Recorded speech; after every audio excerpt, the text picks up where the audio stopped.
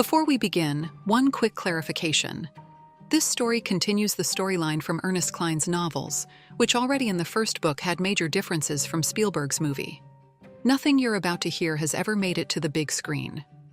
After winning Halliday's egg hunt, Wade Watts became one of the 4 owners of Gregarious Simulation Systems, alongside Samantha, Eek, and Shoto. And for 9 straight days, he stayed logged out of the OASIS, a new personal record.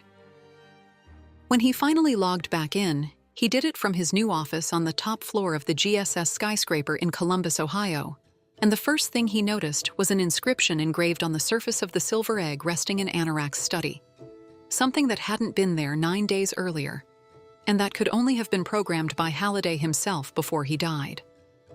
The inscription led him to the 13th floor of the building, where GSS's archives held vaults numbered like giant safe deposit boxes, and behind door number 42, Wade found a second silver egg identical to the virtual one. When he opened it with his fingerprint, inside was a device with a segmented central spine and 10 retractable metal bands packed with sensors. A headset that connected directly to the user's skull through skin contact.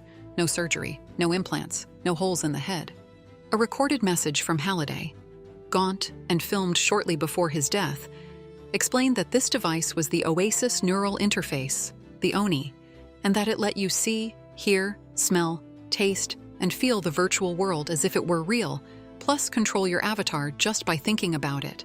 The message included 2 warnings. Ripping the headset off mid-session could cause brain damage, and no one should exceed 12 consecutive hours online, or synaptic overload syndrome would take care of the rest. Wade didn't wait to check with anyone. He put on the headset.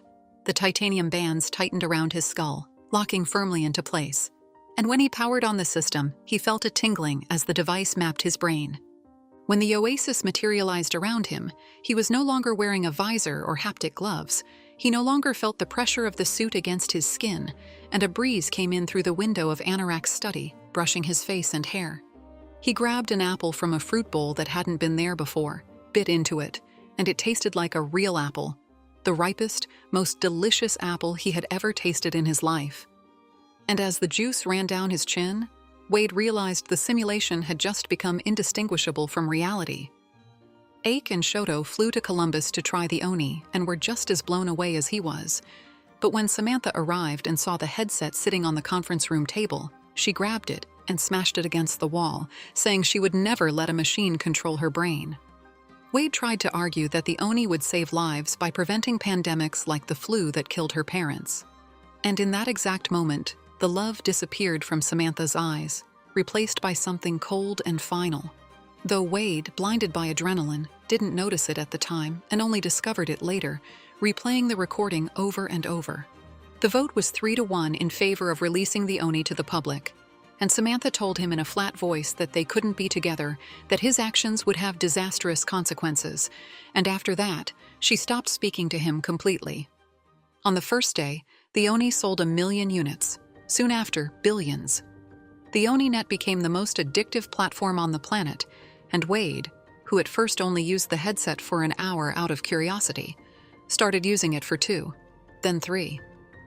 At one of the quarterly board meetings, Faisal Sodi presented a routine firmware update, a simple patch to stop users from bypassing the 12-hour limit. The 4 owners approved it almost without discussion. No one ever thought about it again. In the weeks that followed, Samantha didn't return his calls. Eek left him messages that he listened to but never answered. And every night, instead of sleeping, Wade put on the headset and downloaded the experiences of strangers living lives that weren't his because his own hurt too much. By the 3rd month, he no longer left the old Halliday mansion he now called Montsalvat. 11 hours a day connected with the headset on, 8 sleeping, and the remaining 3 spent doing the bare minimum of exercise so his body wouldn't atrophy. His world had shrunk to the size of a bunker. In that isolation, he threw himself into the search for the 7 fragments of the siren's soul, a new riddle that appeared on Halliday's website the moment the number of users connected to the ONI hit exactly 7,777,777. 3 years later, without a single breakthrough, Wade offered $1 billion for any lead on a fragment. The answer came from L0 Hengren, a young gunter and content creator with millions of followers. In a direct message, she revealed she had located the first fragment on the planet Middletown, hidden in the room where Kira Underwood lived as an exchange student in 1989. Wade teleported there invisibly, listened to her talking with her friends in a private chat, promising to buy them all a house with the reward money, then revealed himself. She dropped to her knees. Together they changed the simulation calendar of Middletown from 1986 to 1989, using a Boris Vallejo calendar that mysteriously appeared on the shelf in Ogg's basement. Then night fell over the town, and Kira's room filled with posters, pixel art, and science fiction books.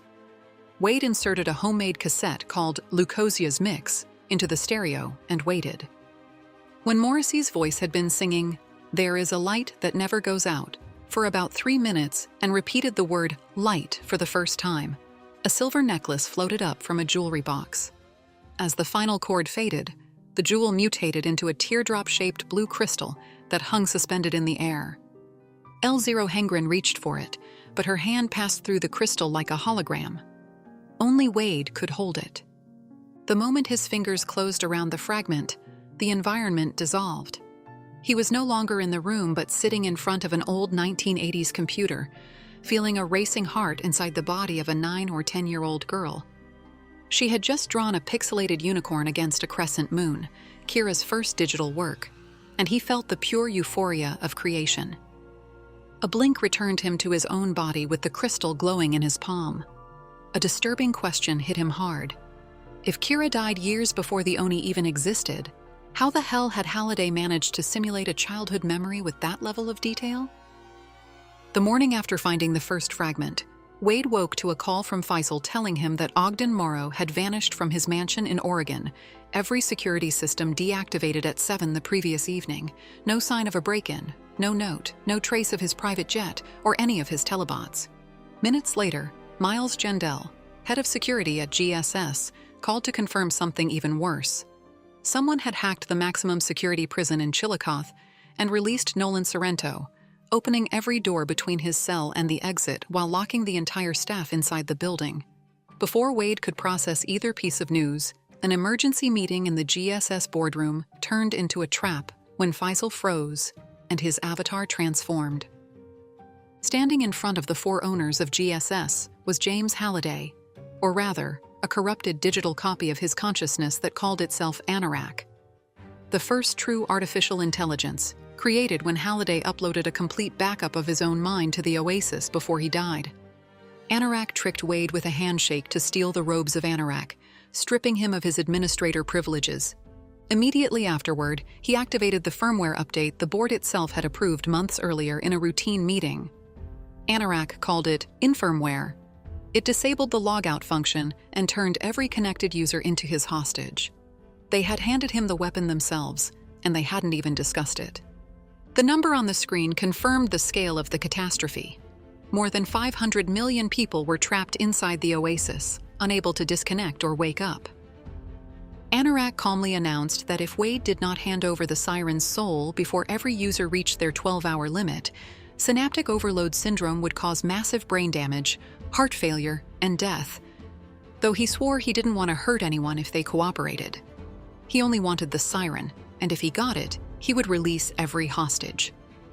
Samantha, who was using a conventional visor instead of an Oni headset, tried to escape by parachuting from her jet, but Anorak crashed the plane a few hundred meters from where she landed. For several minutes, everyone thought she was dead until she reappeared in the boardroom, confirming she had survived by hiding under a stone bridge. With the clock ticking and Shoto and Aish losing minutes of life every second they stayed connected, the group launched into a desperate race across the worlds of the OASIS to gather the remaining fragments. The second fragment was hidden in a recreation of Happy Time Pizza, the arcade where Ogg and Kira first met as teenagers, and to claim it, Wade had to relive that first night by playing a game of Sega Ninja.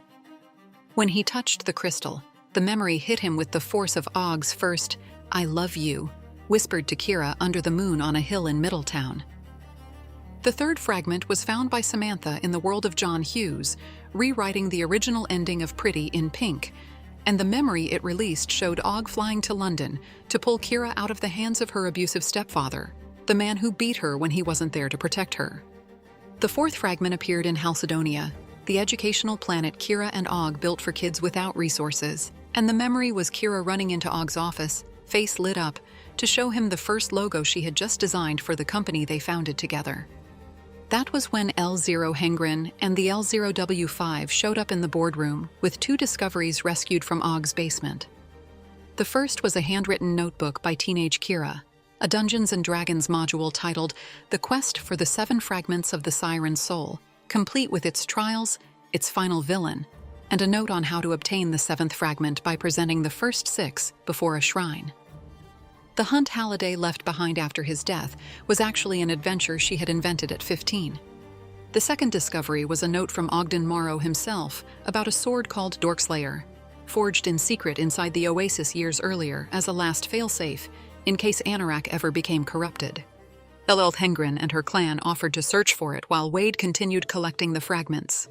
The 5th fragment was on the planet dedicated to Prince, and claiming it cost a musical battle against 7 incarnations of the artist in which Shoto died and was trapped in limbo. The memory was Prince kneeling in front of Kira on her 40th birthday, singing her happy birthday that Ogden had arranged for her. The 6th fragment was buried in Angband, the darkest fortress in Tolkien's world. At the gates, they were met by Karkaroth, the giant wolf, and Eek's avatar died between its jaws. Wade was seconds from the same fate when Art 3 misdropped from the sky between him and the beast, put it to sleep with a song, and healed his wounds. Together, they entered the throne room. She cast the sleep spell again, and Wade tore a jewel from Morgoth's crown while the Dark Lord and his entire court slept only a few feet away. They escaped Angband on the backs of 2 giant eagles with the horde at their heels, and the jewel transformed into the 6th fragment. The memory showed Og removing a blindfold from Kira's eyes to reveal the mansion he had built for her in the mountains of Oregon, an exact replica of Rivendell, the place where they would spend the rest of their lives together. With every flashback, Wade wasn't seeing simple polygons.